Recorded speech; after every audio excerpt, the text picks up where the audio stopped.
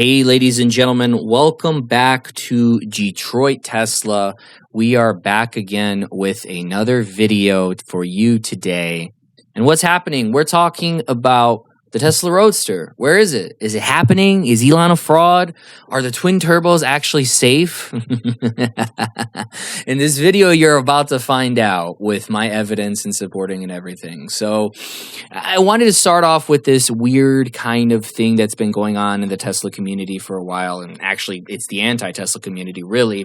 And how they talk about, things that, essentially they talked about for the longest time that the Cybertruck wasn't happening. The Cybertruck's not happening. It's not happening. Blah, blah, blah. It's not happening. And then now one sits in my driveway. So again, like I always say, if you want to see the latest psyop and how people are being indoctrinated, just turn on the news, look through, social media, and you'll see people, they don't know how to formulate their own opinion and do their own research. But that's why channels like mine exist, so you can actually see the real information and make up your own, kind of opinion about it. But I try to be as objective as I can and take the fanboyism out of it.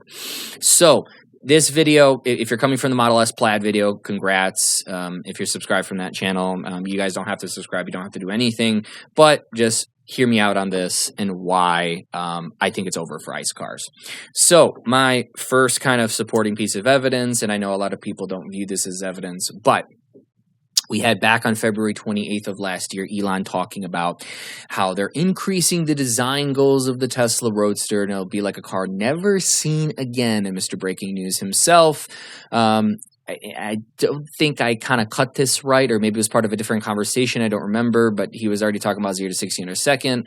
And then Elon said under a second, and that's the least interesting part. Now, if you guys know Elon, he's a complete maniac when it comes to stuff like this and always bending and pushing engineering to his will with his company.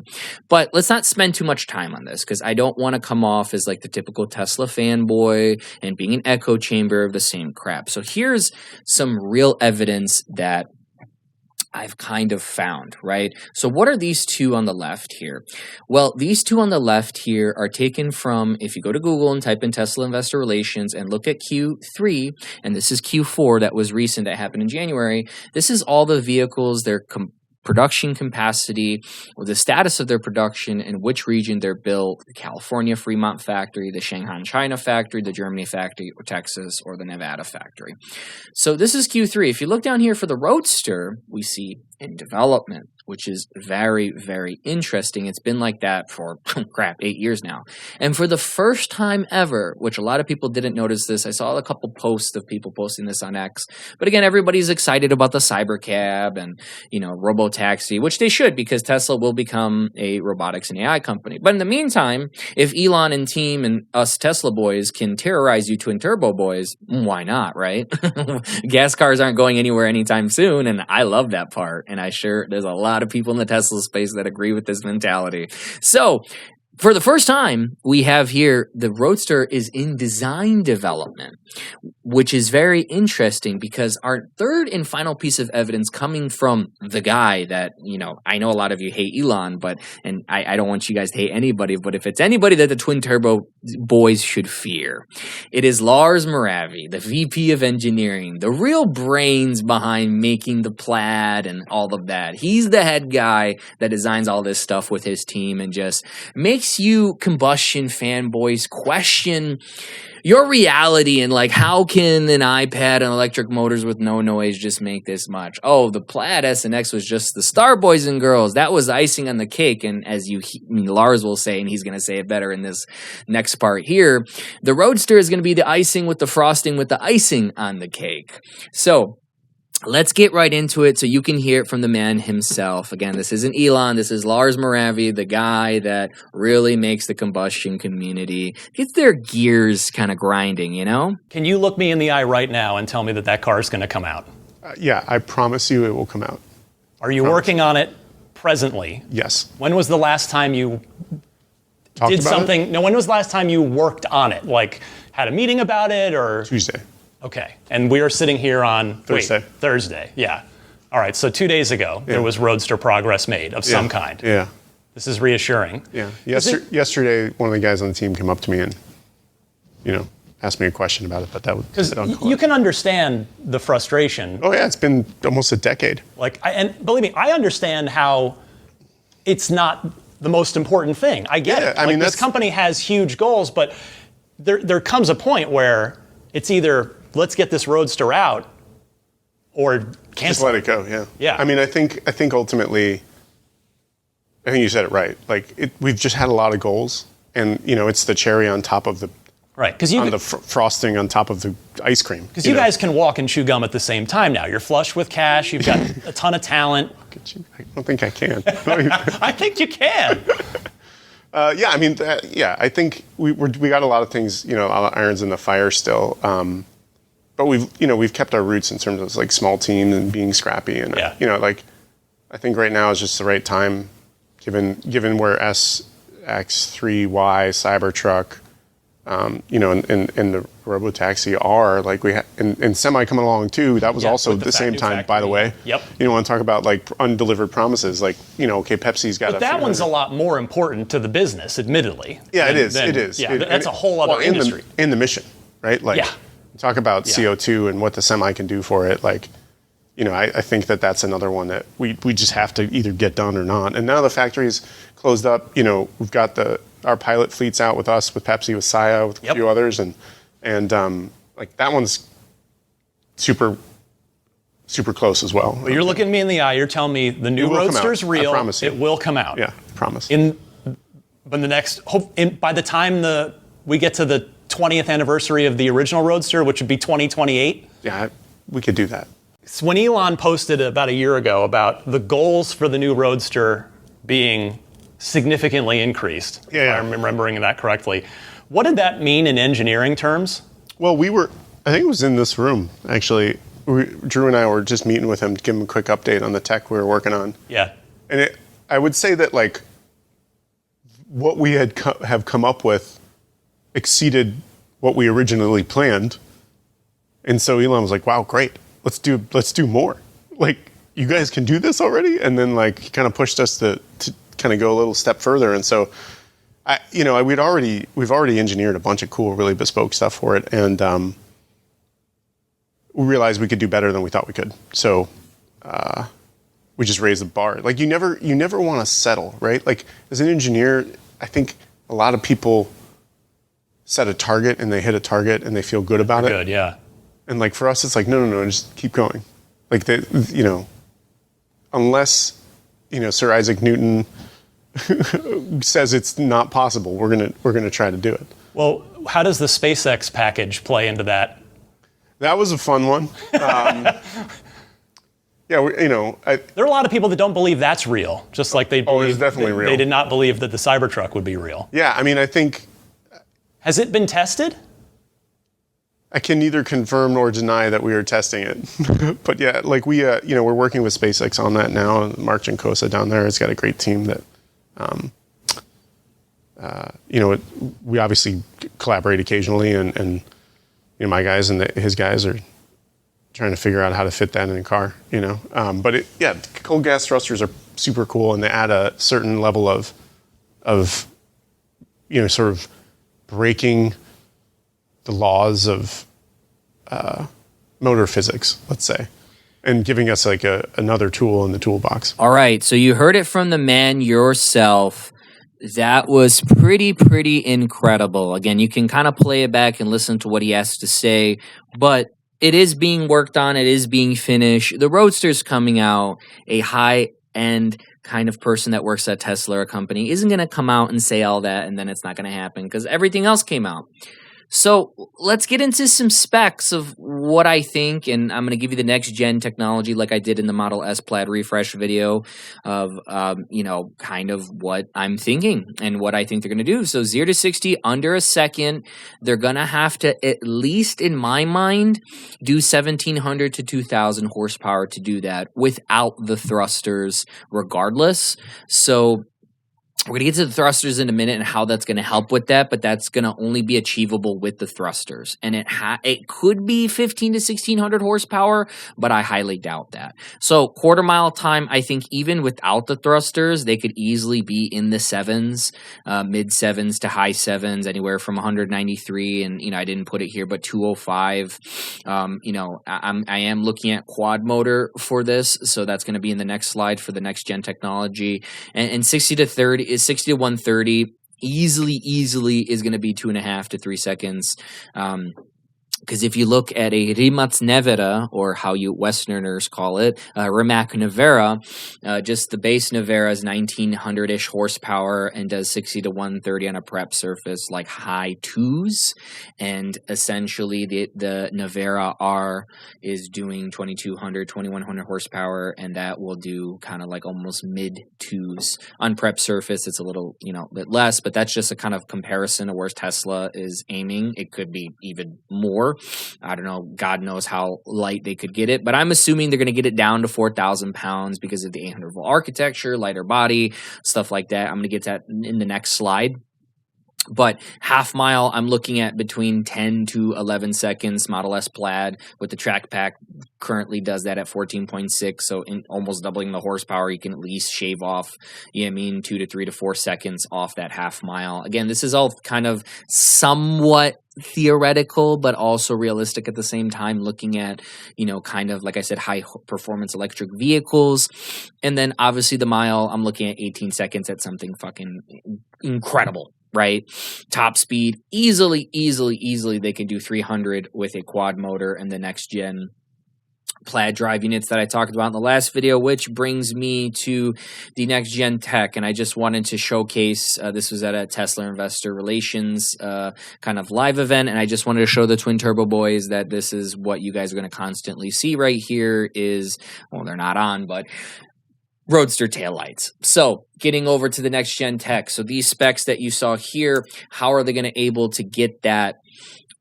How is that possible? The big one is the only vehicle right now that is supporting 800 volt architecture is the Cybertruck, which I daily currently now. And for those of you that are new to this and don't understand electric vehicles, electric drivetrains, like when the voltage is up, the Model S Plaid and Model X Plaid are currently between 400 and 425. And, they are still amazing that they're running on an older architecture when the rest of the industry is going to 800, which slowly Tesla is going to 800. This is going to be their second 800 volt architecture vehicle. So when you have more voltage, you don't have to worry so much about resistance, and you don't have to pull so much current, because with a higher voltage architecture, you can make the gauge of the wire smaller, which the actual number of the gauge goes up, but less copper. And copper is in all the electric high voltage cables in all electric vehicles, even the Tesla Semi back here.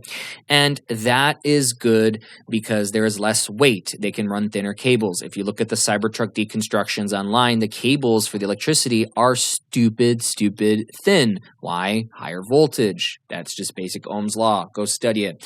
Next gen tech, ceramic brakes. Obviously, this is going to be included from the factory in the Model S Plaid refresh that's coming. But for something like this, I would hope they would put ceramic brakes, and I think they would, given that if we're already talking about pushing north of 250 miles per hour in a 4,000 pound kind of, Roadster, we're going to need that. Steer by wire, I would be surprised if they don't put that, because again, I will make maybe a separate video talking about that, but this is going to help make this also be the top performing vehicle around the track and give Porsche, BMW, and Mercedes a big run for their money at the ring in Germany.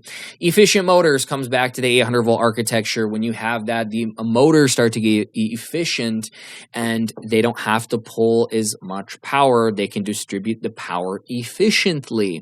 So instead of having a tri-motor, the quad motor setup, which is my next point, comes to the point of essentially the quad motor will be reserved more for the track and kind of doing that torque vectoring and helping that true torque vectoring, because the Model S and X Plaid only have a rear double drive unit and the ones single in the front and that fun stuff. So that's kind of what that helps, but it also helps their efficiency, so it doesn't have to distribute to a tri-motor setup. The power can be distributed evenly through the quad motor setup, making it even more efficient on top of the efficiency from the 800 volt architecture. Carbon fiber body, this is where they're going to get that 4,000 pounds that I'm talking about on top of the 800 volt architecture down. If they make a lot of it out of carbon fiber, making it super light, I can kind of already see some carbon fiber pieces here and just the general kind of body of the vehicle. That is what's going to get that weight down to 4,000, maybe even less. They could be even Corvette territory. You never know. Cooling inside the motor. I talked about this on the Model S Plaid video. Essentially what this is a patent that you can look up. Just look up this guy and look up Tesla Next Gen Cooling on X or Google. So if I were to use an analogy right now on the Model S and X Plaid, what they're doing right now is that if you take a kind of like a, what's it called, like an ice pack and put it to your forehead, that's the way that they're cooling this the stator right now. But what this patent does is that they're going to run the cooling through the stator. So then imagine your head being the stator, you're going to dunk your head into a bucket of cold ice water. So why would you need better cooling? Well, for two reasons. We're talking about 1,500 to 2,000 horsepower, that's a lot more than the Model S and X Plaid. That is like stupid amounts of power for electricity going into like the 1.2 to 1.5 megawatt probably range, just similar to the Rimac Nevera. And when you have that much power, you need better cooling. But also when you have better cooling, combining that with efficient motors, 800 volt architecture, you can push a lot more power, because when you start pushing more power, whether it's combustion or electric, what happens? Things tend to heat up and they need to be, cooled down a lot. And the more power you push, the more cooling you need. So the last thing, the thrusters, right? I'm not sure if these are the brake lights or these are the brake lights, but they're somehow trying to add the thrusters here. I'm assuming it's going to be right here and they're going to pop out, or maybe somewhere else. Again, this is just a prototype at an investor relations event.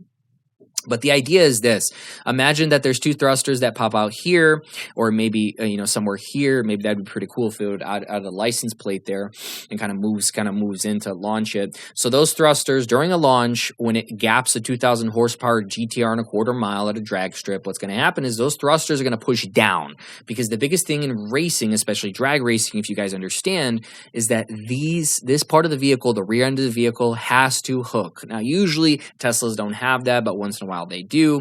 But they want to make sure with this car that there is no such thing as spinning. It's always gonna hook, always consistently. And that's why so many twin turbo guys are selling their twin turbos and getting a used as Plaid, because it might be less horsepower, but it's more consistent and less of a headache to constantly rebuild turbos and fix blown head gaskets after a run and rebuilding the engine. You guys can argue and say that that doesn't happen, but that's a different conversation for a different time. So that's what the thrusters would do. And then if they have two more other thrusters, that would also push it forward.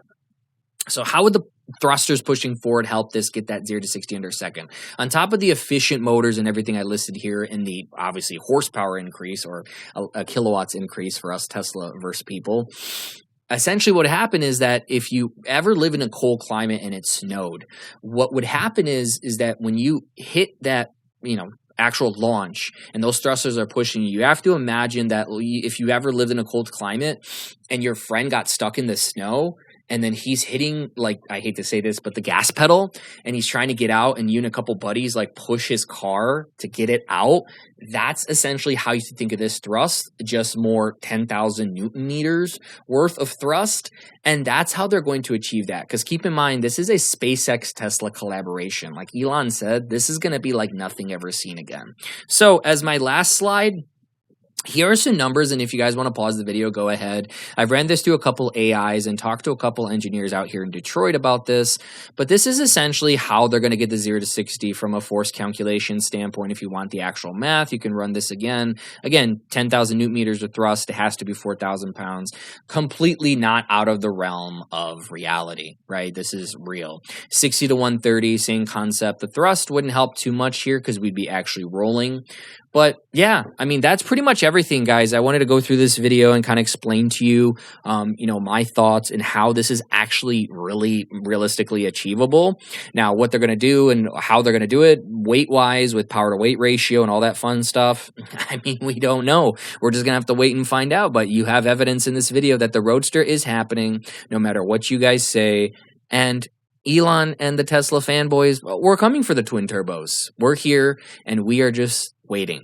And once it's time, you guys will know. So again, thanks for tuning into Detroit Tesla. I hope you liked this video. And if you guys continue liking these videos, please, I will make more on other EVs and comparisons and stuff. I enjoy making these videos. So again, thanks for tuning in. I'll see you in the next one.